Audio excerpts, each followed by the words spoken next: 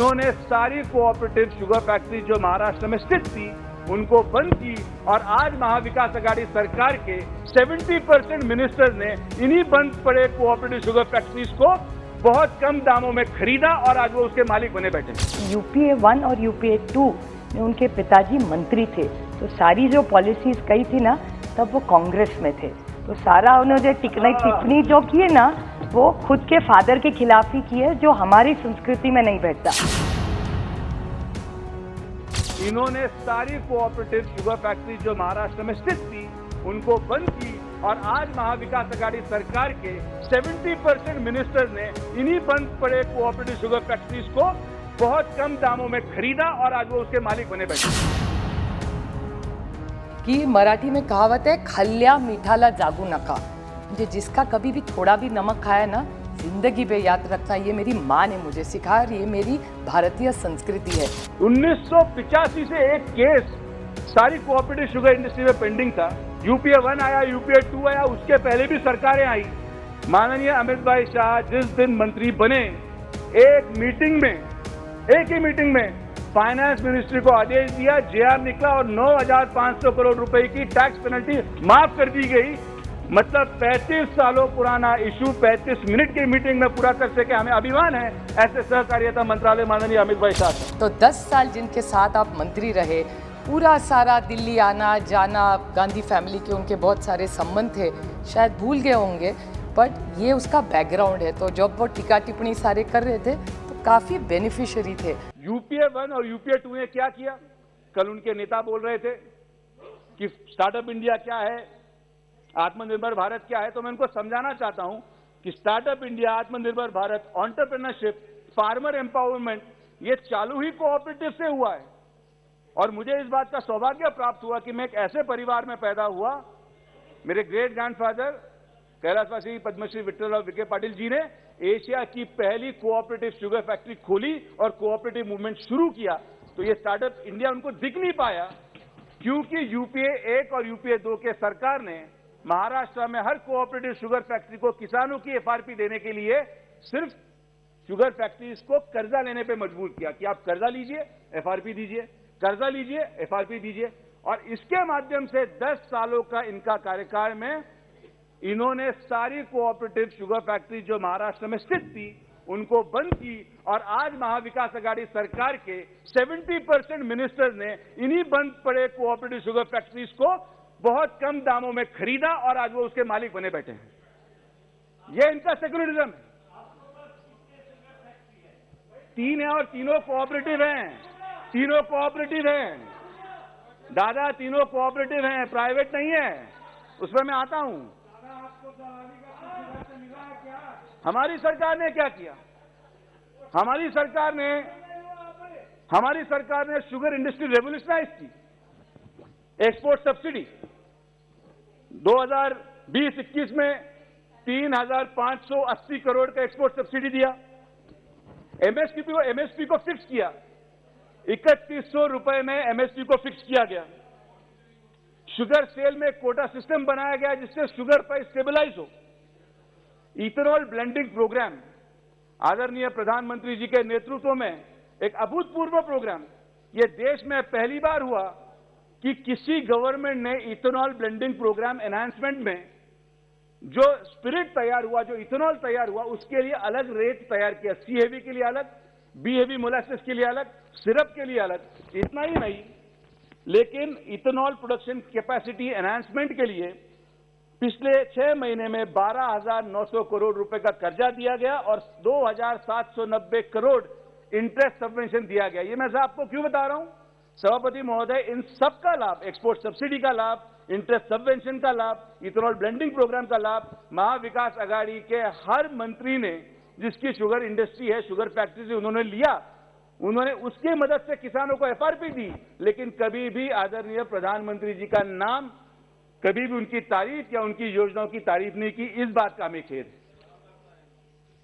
इतना ही नहीं, 1985 से एक केस सारी कोऑपरेटिव शुगर इंडस्ट्री में पेंडिंग था कि जिन जिन शुगर फैक्ट्रीज ने एफआरपी के ऊपर किसानों को रकम अदा की है, 9,500 करोड़ रुपए की इनकम टैक्स पेनल्टी 1985 साल से ड्यू थी। यूपीए 1 आया, यूपीए 2 आया, उसके पहले भी सरकारें आई।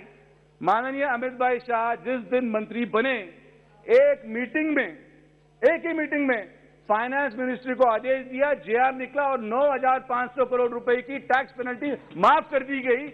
मतलब 35 सालों पुराना इशू 35 मिनट की मीटिंग में पूरा कर सके, हमें अभिमान है ऐसे सहकारिता मंत्रालय माननीय अमित भाई शाह का।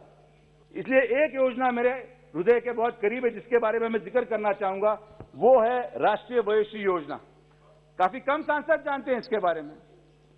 हमारे विपक्ष के सांसद शायद ट्विटर लाइब्रेरी से या व्हाट्सएप यूनिवर्सिटी से पढ़ के आए हैं, तो दिक्कत हो सकती है योजना समझने में। इस राष्ट्रीय वयोश्री योजना की शुरुआत आदरणीय प्रधानमंत्री जी ने 2017 में की और ये ऐसी योजना है सभापति महोदय जिसमें 60 बरस के आगे जितने भी नागरिक हैं इस देश में, जितने भी नागरिक, उनको जो जरूरतमंद चीजें हैं उनके उम्र के हिसाब से, कोई चलने के लिए लकड़ी चाहिए, चश्मा चाहिए, कान की मशीन चाहिए, दांत चाहिए, कमोड चेयर चाहिए, व्हील चेयर चाहिए, ये ऐसे घटक हैं सभापति महोदय जिनको इनके परिवार देखते नहीं हैं। कोई नौकरी के माध्यम से शहर में गया है, घर में बूढ़े माँ बाप है, उनको देखने के लिए कोई नहीं है। प्रधानमंत्री जी ने यह निर्णय लिया कि अगर इनके बच्चे इनको देखते नहीं है तो मैं देश का सुपुत्र नाते मैं इनका ख्याल रखूंगा और राष्ट्रीय वयोश्री योजना की अमलबजावनी की गई, उनका इंप्लीमेंटेशन हुआ। इतना ही नहीं, मैं बताने में मुझे खास अभिमान है और ये शायद साथी सांसद नहीं बता पाए, मेरे पास लिस्ट है, मैं किसी का नाम नहीं लेना चाहूंगा, लेकिन इसमें विपक्ष के हर सांसद ने राष्ट्रीय वयोश्री योजना का कैंप अपने लोकसभा में लिया और वहां पे इन नागरिकों को उसकी सुविधा देने का वो जो प्रावधान है वो किया। लेकिन आज सदन में कोई ये मानने को तैयार नहीं कि हम ये कर रहे हैं। इस बात का मुझे खेद है। और 2020 में हमारे उत्तर प्रदेश के आदरणीय मुख्यमंत्री योगी आदित्यनाथ जी ने वर्ल्ड रिकॉर्ड बनाया था। 28,000 लाभार्थी और 10 करोड़ का सामान आदरणीय प्रधानमंत्री जी के हस्ते उधर वितरित हुआ था। मुझे बताते हुए अभिमान हो रहा है कि पिछले नवंबर 2021 में मैंने अपने अहमदनगर लोकसभा में Guinness book of world record बनाया। इस राष्ट्रीय वयोश्री योजना में 40,000 लाभार्थी और 40 करोड़ का सामान हम अगले महीने आदरणीय प्रधानमंत्री जी के हाथ से वितरित करने वाले हैं। कितनी बड़ी योजना है, लेकिन योजना के लिए पढ़ना पड़ता है, उसको मेहनत करनी पड़ती है। श्रीमती सुप्रिया सुले जी। Sir, I stand here to speak on the address of the President of India. I thank him for addressing the nation. Sir, actually कहना तो नहीं चाहिए, लेकिन अभी बीजेपी से जो सांसद बने नए हैं, बहुत अच्छा भी बोले, पहली बार चुन के आए, बहुत अच्छा बोले, लेकिन मेरे भतीजे की उम्र के हैं और अच्छा परफॉर्म कर रहे हैं, अच्छी बात है। लेकिन 2-4 चीज़ें उन्होंने कही, सिर्फ रिकॉर्ड के लिए मैं क्लियर करना चाहती हूँ कि इन्होंने कहा कि यूपीए 1 और यूपीए 2 के खिलाफ काफ़ी उन्होंने बोला। ठीक है, उनका अधिकार है बोलना, लेकिन मैं सिर्फ उनको याद दिलाना चाहती थी कि यूपीए 1 और यूपीए 2 में उनके पिताजी मंत्री थे, तो सारी जो पॉलिसीज़ कही थी ना, तब वो कांग्रेस में थे, तो सारा उन्होंने टिप्पणी जो की है ना, वो खुद के फादर के खिलाफ ही की है, जो हमारी संस्कृति में नहीं बैठता।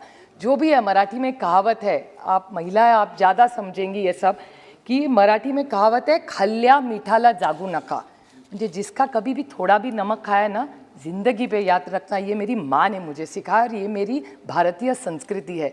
कभी भी किसी के साथ में कुछ भी खाया होगा, 2 रुपया का निवाला भी खाया होगा, उसको हमेशा याद रखना, ये मेरी संस्कृति है, ये मराठी में मेरी माँ ने मुझे सिखाया।